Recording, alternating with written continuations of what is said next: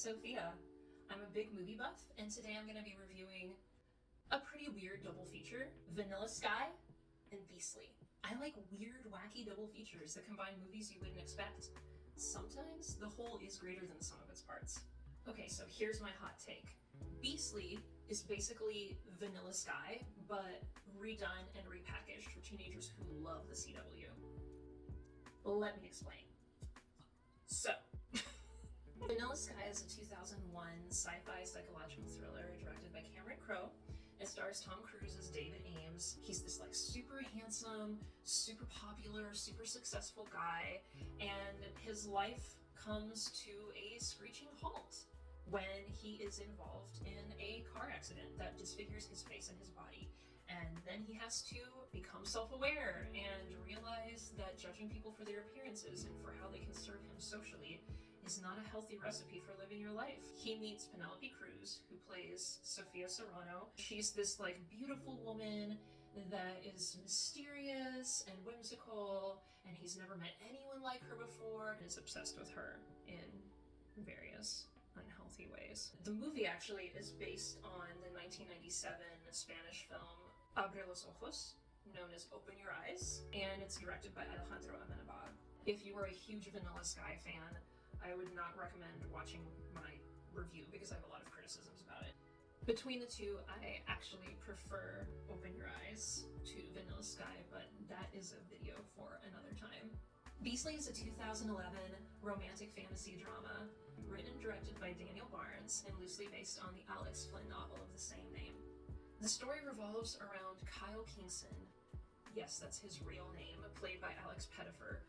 Kyle is basically like the king of his high school. Like, he's super good looking and he's super popular, and he basically thinks that people who aren't good looking like don't deserve human rights. And he's just like a jerk to everyone he meets. His whole life comes to a screeching halt when he is involved in this like curse that disfigures his face and body and has to learn the value of people for more than what they look like and how they can serve him. And he falls in love with Lindy, played by Vanessa Hudgens, and she's like supposed to be this like bookish, kind of nerdy girl, but eventually over the course of the story she becomes his savior and steals his heart and makes him a better man. So, where have I heard this before? Beauty and the Beast is a very like famous archetypal fairy tale. The Beast, who is this arrogant, handsome, conceited prince, he's like really cruel to this witch. So she curses him. He's going to be stuck looking like a horrifying monster, like a beast, forever, unless he can find someone to say that she loves him within a certain length of time, usually like a year or whatever. My main point with this video is that Beastly and Vanilla Sky are kind of Beauty and the Beast stories, and when you watch them together, they reveal more about the issues with the Beauty and the Beast fairy tale as it's usually presented in Western storytelling. Beastly is basically the first half of Vanilla Sky, but just repackaged for teens. So yeah, let me dive into the plot. At this point, I will be going in depth into spoiler territory for each movie, so if you don't want to see spoilers, you should probably go somewhere else right now. Vanilla Sky takes place around like the turn of the millennium in New York City. The main character is David Ames. He's basically our like modern Beast character, and he also has a terrifying existential dread because he's never really faced his demons. He always has some like gorgeous lady in his bed. In this case, it's Cameron Diaz. She plays Julie Gianni, who is the like witch. They're constantly like sleeping together, but he won't really commit to her. This character Sophia, played by Penelope Cruz, shows up, the Belle archetype, and he ends up falling for her pretty quickly. Julie is, watching from the background. She becomes instantly very jealous, and she assumes that when David and Sophia go back home to her apartment that night that they sleep together, they actually don't. They just have a very drawn out and somewhat corny conversation. Sophia pokes fun at his arrogance, but she also like sees something magical in him. That morning, he leaves like elated because he's genuinely apparently falling in love with her. Julie's understandably upset because they've been seeing each other for a while, and it's very clear that the physical intimacy that they've shared doesn't really matter to him.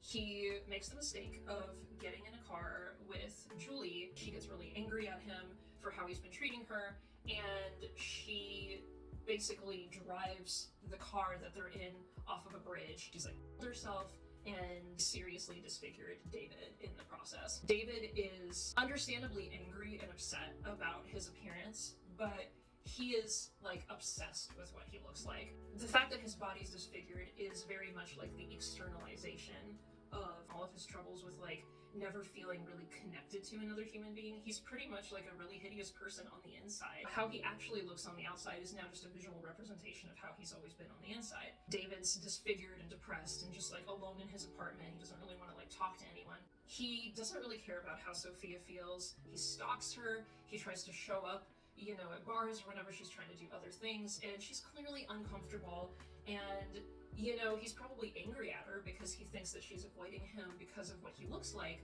But the truth is, he's just uncomfortable to be around, period, because he doesn't care about how unsafe he makes people around him feel. This turning point where Sophia suddenly like appears to him and she's just like, I love you, let's be together. And he's just like, wow, awesome, this is great. They spend all their time together and it is the most amazing like few months of his life until Sophia, played by Penelope Cruz, is replaced by Julie, played by Diaz. This is like such a disturbing point in the story. Middle of having with each other, he like puts a pillow over her face and smothers her to death because he can't stop seeing Julie's face instead. You can argue that this is a psychological thriller and this main character is going through like basically a literal like living nightmare, but there is no point at which somebody makes the decision, especially in the middle of like being in bed and having with someone, to decide to kill them in the same breath. And so yeah, David feels bad and he's like haunted by his demons. Twist, like surprise ending, and frankly probably one of the better parts of the film is David has been basically stuck in a cryogenic chamber for 150 years. We're supposed to see these like scenes that happen basically after the car accident and before his death, where he's so depressed and angry that he decides to sign a contract for this life extension company. He's technically dead, to the world anyway. He's stuck in like a permanent lucid dream state. And so he's able to like contrive situations and live like the perfect dream life that he always wanted. His subconscious turned his experience into a nightmare. He's guilt-ridden over how he treated people in his life. So, Beastly.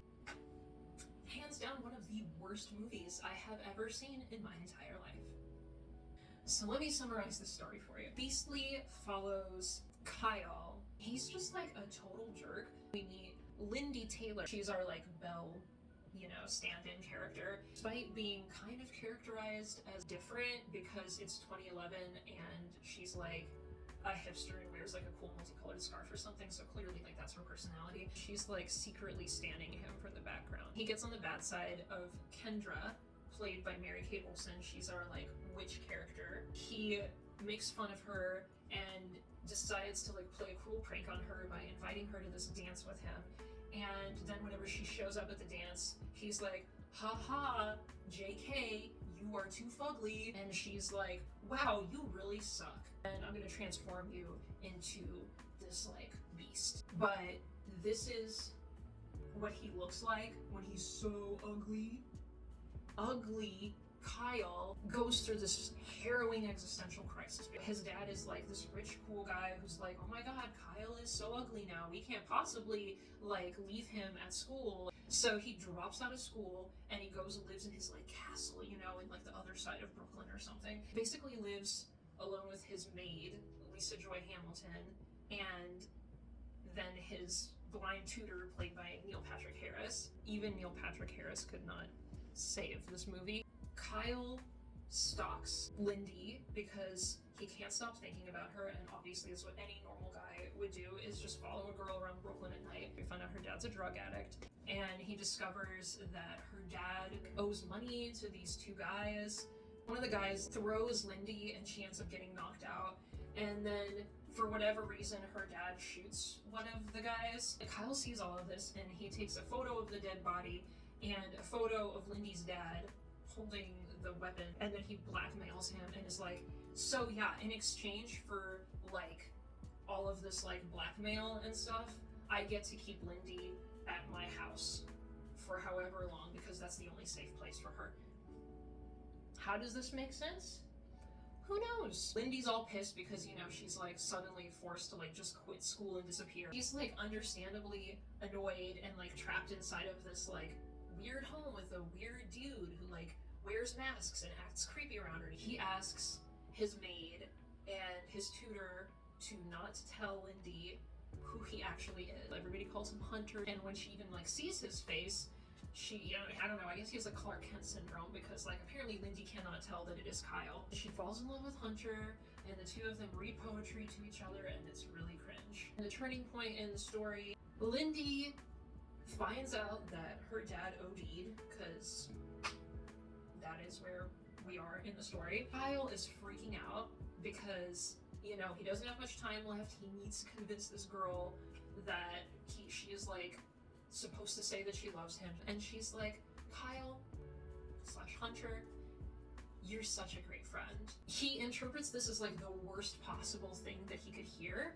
even though like you can actually love someone as a friend and also like be developing romantic feelings for them. But in his mind, he's like, no, this girl doesn't love me back. I'm gonna be ugly forever.